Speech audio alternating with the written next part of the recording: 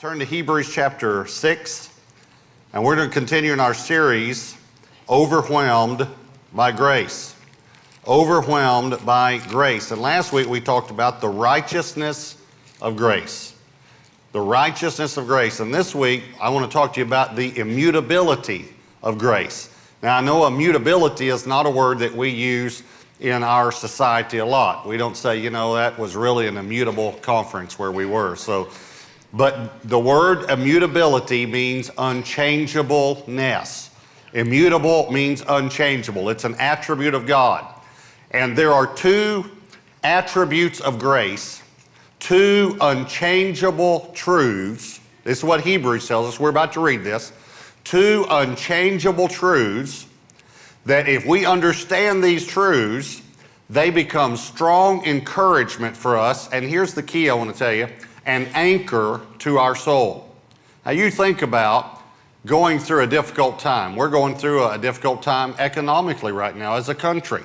So when you go through a storm, whether it's a relational storm or a financial storm or a health storm, anyone ever been through a health storm, got some bad news about your health and had to go through procedures or treatment or surgery, you remember what it's like probably going through that storm. Well, here's what Hebrews is telling us that we're about to read. There are two truths about grace that are unchangeable. And if we understand these two things, they anchor our soul. Remember, your soul is your mind, your will, and emotions. So when we go through a difficult time, where's the battle? The battle's in our mind, our thoughts, our emotions, and then we have a difficult time making correct decisions or right decisions. Now, some of you know that Debbie and I are boaters. We like to boat. And we have spent the night. I'm going to use a boating term here. You can probably figure out what it means, but it's a boating term, and some of you, if you're boaters, you'll know this term. Debbie and I have spent the night on the lake on the hook. Now, do you know what on the hook means? Anyone? At anchor. That's right. Now, a lot of times you spend the night on the lake, you are on the mooring, which means you go to a buoy that has a huge piece of concrete. And the reason you do that is in case you have a storm. The reason you do that is because many people don't know how to anchor correctly. And if you don't anchor correctly and a storm comes up, you're in trouble. It could blow you into the rocks. You could, to a shallow area, you have a lot of problems. So the point is that Debbie and I have done it, and I know it doesn't impress you, but it's a big deal, okay? I know how to anchor a boat correctly. Here's the point. When a storm comes, will your anchor hold? Will your anchor hold? And if we don't understand these two unchangeable truths about grace, then when a storm comes, it just blows us all over the place. So I want to show them to you, all right? Hebrews chapter 6, look at verse 13. And we're going to read it slowly because I just want to make sure we catch everything that it's saying. Hebrews 6, verse 13. For when God made a promise to Abraham, if you were here last week, that's where we ended, talking about God's promise to Abraham. Because he could swear by no one greater, he swore by himself, saying, surely blessing I will bless you, and multiplying I will multiply you. And so after he, this is speaking of Abraham, after Abraham had patiently endured, he obtained the promise. For men indeed swear by the greater, and an oath for confirmation is for them an end of all dispute. If you swear by someone greater, then it'll solve all dispute.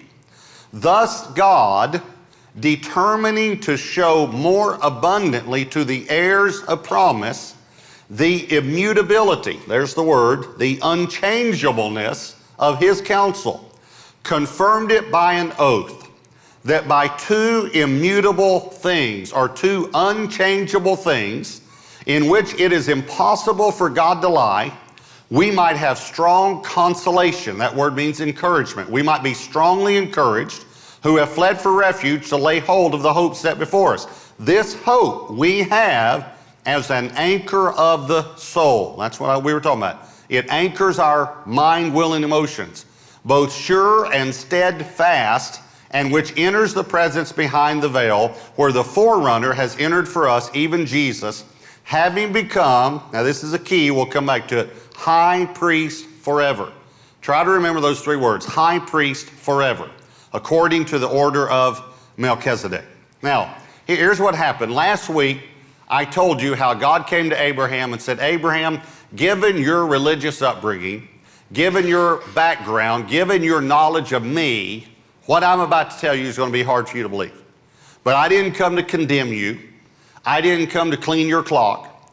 I came to bless you.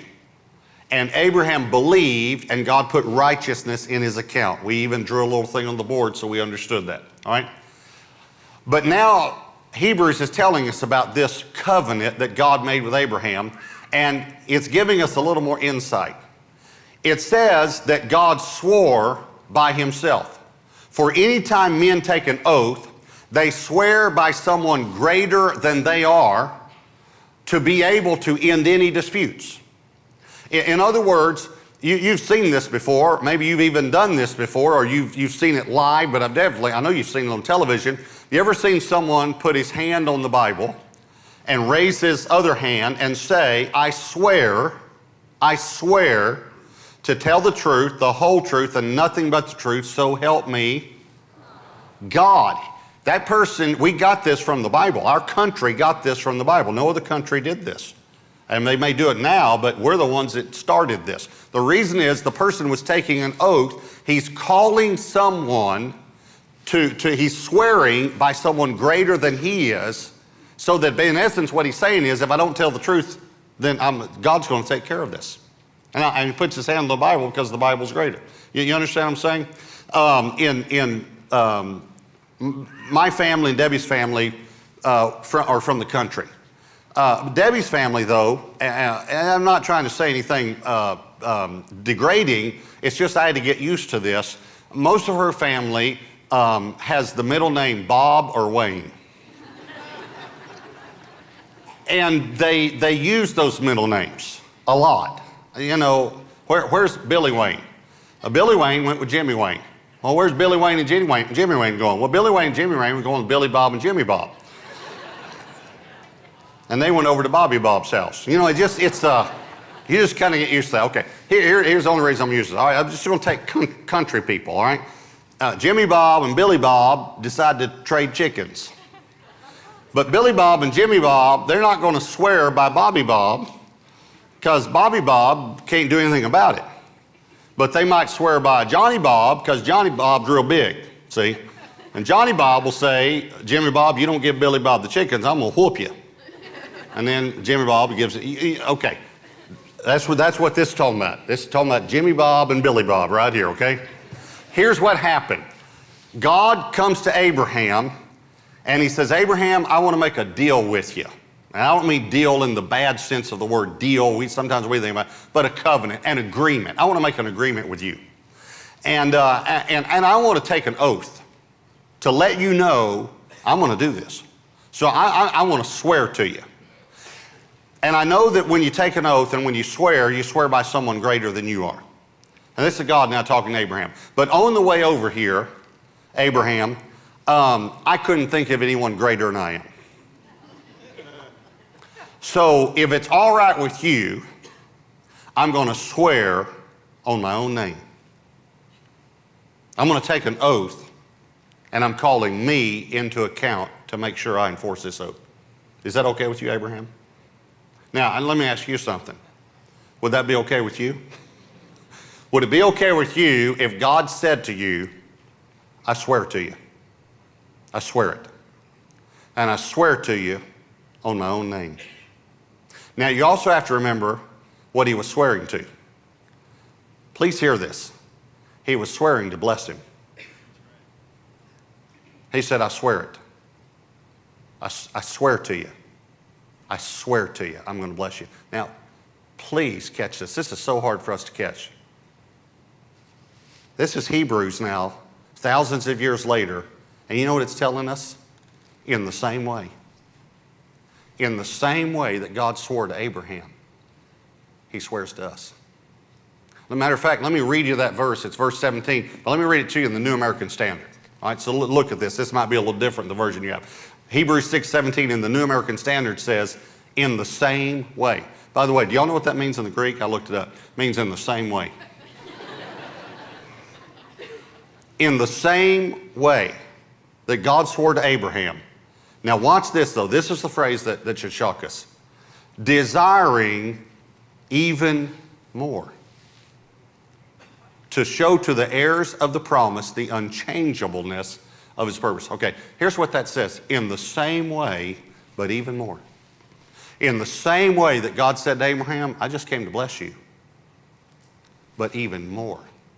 To the heirs of the promise. Now the next question is, well, who are the heirs of the promise? Because here's what we think. Well, that's Abraham's natural seed. That's the Jewish people. Those are not the heirs of the promise. Even though we believe in reaching the Jew. Please understand, that's not what it says. Let me read you a few verses to show you. Romans 4 verse 13 says, for the promise that he would be the heir of the world was not to Abraham. It wasn't even to Abraham. Or to his seed through the law, but through the righteousness of faith. We talked about this last week. The righteousness that comes by faith, not by the law. For if those who are of the law are heirs, faith is made void and the promise of no effect. And then Galatians 3:29 says, and if you are Christ, then you are Abraham's seed and heirs according to the promise. Okay, so if I believe in Jesus, I'm an heir according to the promise. And here, catch the weight of Hebrews 6. Here's what God says to you. I did not come to you to judge you. I didn't come to condemn you. I came to bless you. Now listen to this, and I swear it to you. You ought to be doing flip-flops on the inside right now. And I swear it to you. And I'm going to confirm it with an oath. And I'm going to confirm it with two things that cannot change. And, by the way, it's impossible for me to lie. That's what we just read in Hebrews 6. I swear to you. I didn't come to mess your family up. I didn't come to hurt you. I came to bless you and your family. I came to bless you. So what are these two unchangeable things? Well, we read Hebrews 6. The unchangeable things are in chapter 7 through 10. And so we're just going to pick a few verses to highlight it, but we actually read the introduction of the first unchangeable thing. Here's number one. Jesus is our high priest forever. We did read that in Hebrews 6. He said, here's one of the unchangeable things, is Jesus is our high priest forever. Now look at chapter 7, verse 17. Hebrews 7, verse 17. It's real close, so you can look at it. For he testifies, you are a priest forever. This is one of the unchangeable things. You are a priest forever, according to the order of Melchizedek. Look at verse 23. Verse 23. Also, there were many priests, because they were prevented by death from continuing. Verse 24. But he, Jesus, because he continues forever, has an unchangeable priesthood. This is the first unchangeable truth about grace. Jesus is our high priest forever. Forever. Now, look at Hebrews chapter 10. Just flip over maybe a page or two. And we're going to read two verses, but the first verse we want to read slowly so that we really catch the impact of the second verse. This is one of the best two verses in the Bible. All right, Hebrews 10, verse 11. And I'm going to even ask you some questions just to make sure we get it, all right? And every priest, how many priests? Every priest stands. Do they stand or sit? Stands. Ministering daily. How often do they minister? And offering repeatedly. How do they offer these sacrifices? Repeatedly. The same sacrifices, same or different? Same. Which can never or always, never take away sins. Now I'm going to read it again to make sure we get this. And every priest, all of them without exception, stands, doesn't sit, stands ministering daily and offering repeatedly, over and over again, the same sacrifices, now this is very important, which can never take away sins. Now watch the next verse. But this man, referring to Jesus, after he had offered one sacrifice for sins forever, sat down at the right hand of God. The reason he sat down was because it was finished. It was done. It was over. It was complete. And he remains our high priest forever. Forever. This is an immutable truth with God. It is an unchangeable truth. Jesus is, by faith, not by the righteousness of the law, but by the righteousness of faith, by grace, Jesus is now my high priest forever. And what we read earlier in Hebrews 7, it says these priests were prevented by death from continuing. Let me put that to you in Texan. They up and died on us without telling us. They just kept dying on us, so we had to have a bunch of them. That's what it's saying. But here's what it says. But this new priest, we only have to have one because he lives forever. He's never going to die. And he doesn't need to continue to offer the same sacrifice repeatedly because he offered one sacrifice, and the reason he only had to offer one is because the sacrifice he offered was perfect. And after he offered the sacrifice, he sat down. He doesn't stand anymore. He sat down at the right hand of God because it was completely done. All those sins I did before I got saved, are they under the blood? Yes or no? Yes. What about all the sins I did after I got saved? What about the sins I'm going to do next week? Not that I'm planning something. But what about the sins that I might do in the future? Are they under the blood? Yes. You better believe it. Because he offered one sacrifice for all. It's done. It's taken care of. My sins are paid for. All right, so let me ask you something else. If I had a good week last week, I didn't yell at Debbie too much, didn't yell at the kids, didn't kick the dog, didn't yell at someone that cut me off in traffic, read my Bible every day. If I had a good week last week, is Jesus still my high priest? What if I had a bad week? See, you say yes, but listen to me, but you don't act like it. You act like you're close to God when you do right and when you do good, and you're not close to God when you don't. Now, I understand that we need to deal with sin. I understand that we confess our sins. I understand that we don't need to walk in that. But here's what we do. God, I was bad, so I'm going to beat myself up, and then we'll be even. No, we won't be even. The only way we're even is because Jesus was beat up for me. It's the only way. Jesus is our high priest forever. Here's the second unchangeable truth. Number 2, Jesus is our mediator of the new covenant forever. He is our mediator of the new covenant forever. Hebrews 8, if you're still right there, you might have to flip a page. Hebrews 8, verse 6. But now he has obtained a more excellent ministry, inasmuch as he is also mediator of a better covenant, which was established on better promises. A better covenant which was established on better promises. Do you believe the new covenant is a better covenant? Do you believe it has better promises? Yes. Can you list those? See, it's very important because we understand, we say, well, we're in a new covenant. What does that mean? Well, let me just give you 2 reasons why the new covenant is better, okay? Just 2 reasons.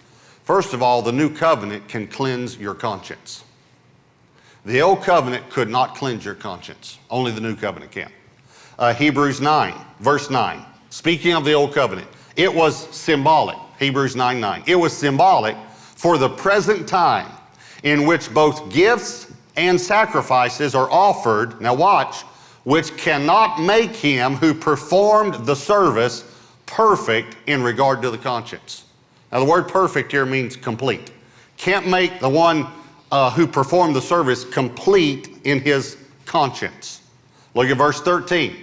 For if the blood of bulls and goats and the ashes of a heifer, those are all sacrifices under the old covenant, sprinkling the unclean, sanctifies for the purifying of the flesh. Now, verse 14, we got to catch really the first part and the last part to really catch it. How much more shall the blood of Christ, who through the eternal Spirit offered himself without spot to God. Now, remember the first question. How much more shall the blood of Christ, now watch this, cleanse your conscience from dead works to serve the living God?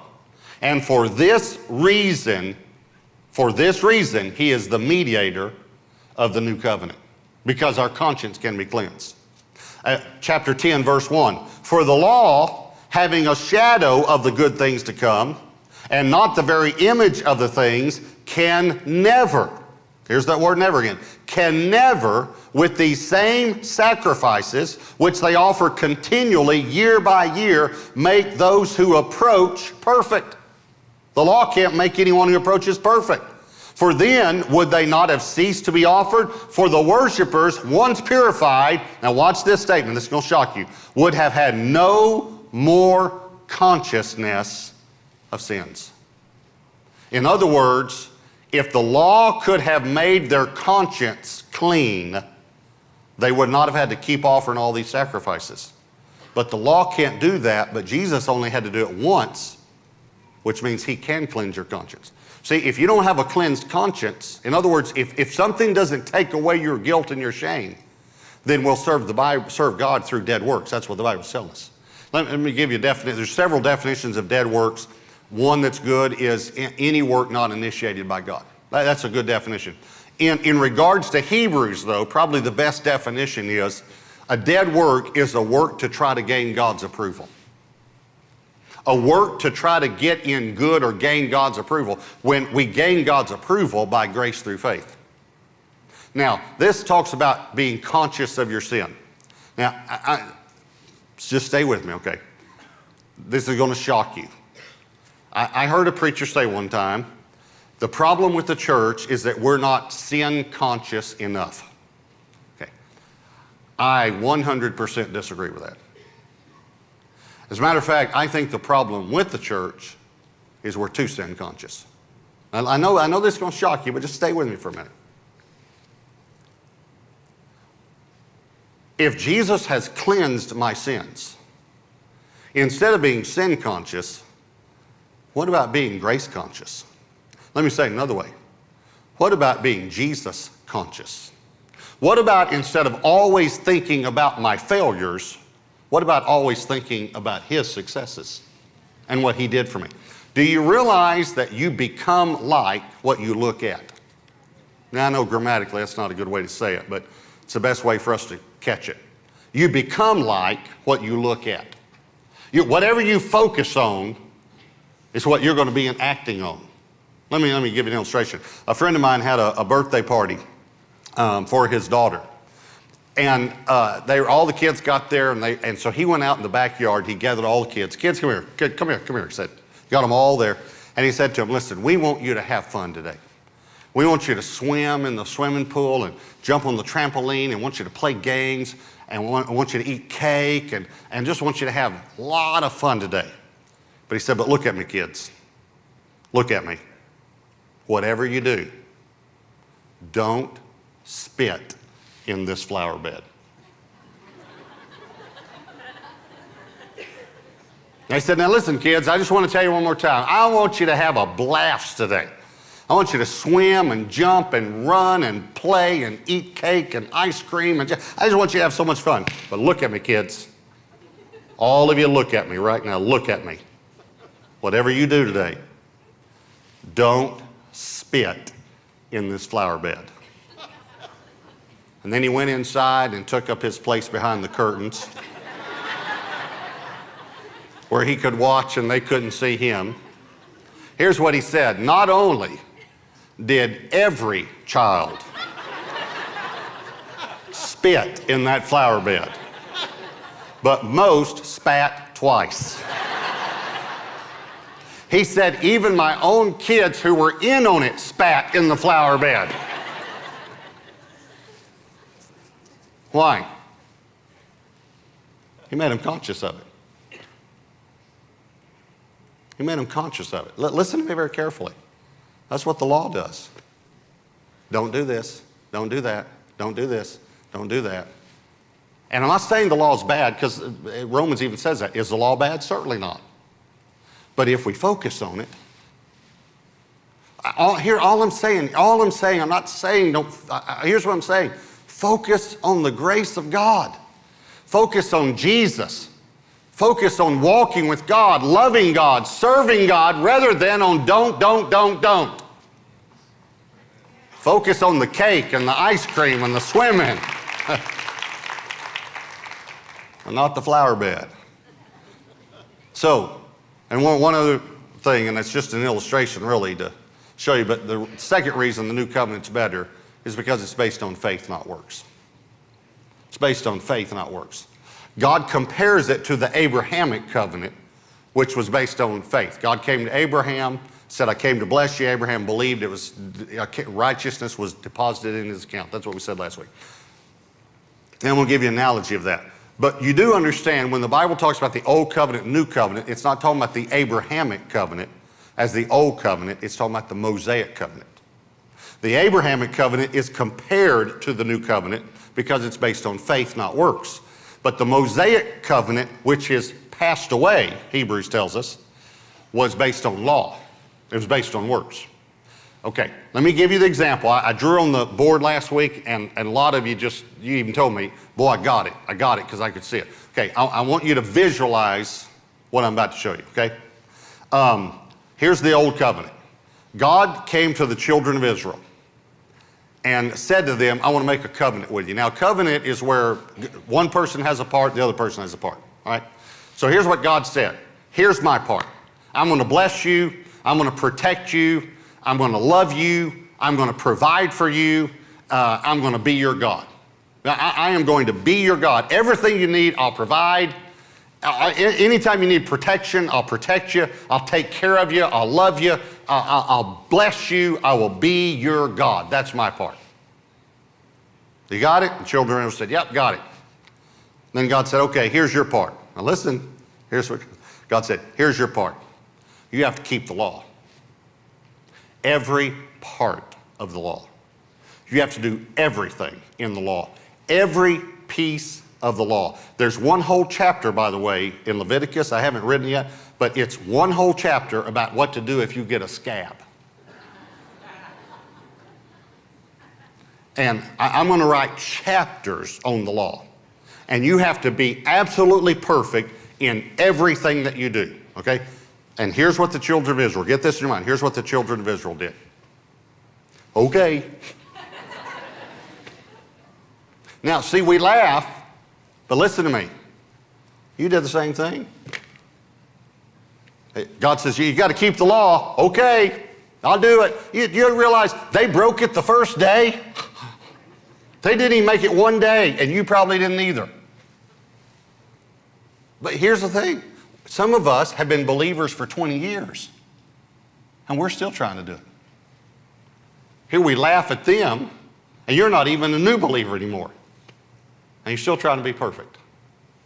Okay, all right, so that's the old covenant. Here's what happened in the new covenant. God came to me in a motel room and said to me, I want to make a covenant with you. Here's my part. I'm going to love you. I'm going to bless you. I'm going to protect you. I'm going to provide for you. I'll be there every time you need me. I'll be your God. I will be your God. That's my part. You don't know what your part is?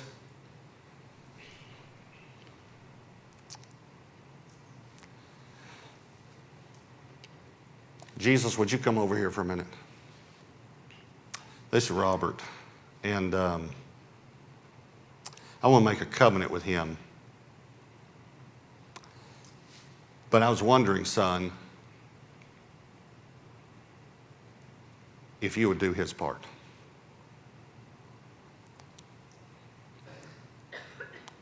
would you go to earth and would you be a man? And would you live a perfect life? And would you keep the law in every part? Would you keep all of the law? Never break any of it? In other words, would you live for him? But there's one more thing. He is going to break the law, and the penalty for that is death. So, son, would you also die for him? And Jesus said, I'll do it. I'll do it.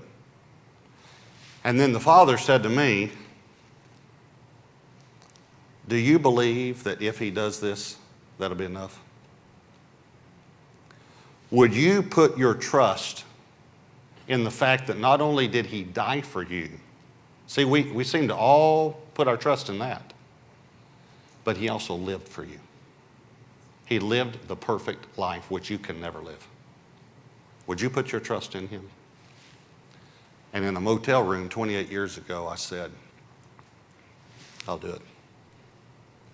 Now here's the problem.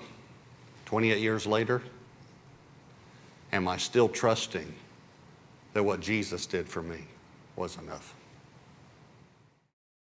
I was 19 years old when I gave my life to the Lord, and everything changed. I didn't have any desire to go back to that old life. I wanted to walk with the Lord and learn more about him. And some people helped me to learn the Bible and to learn how to pray and to learn about my new life in Christ. And that's what we want to do for you.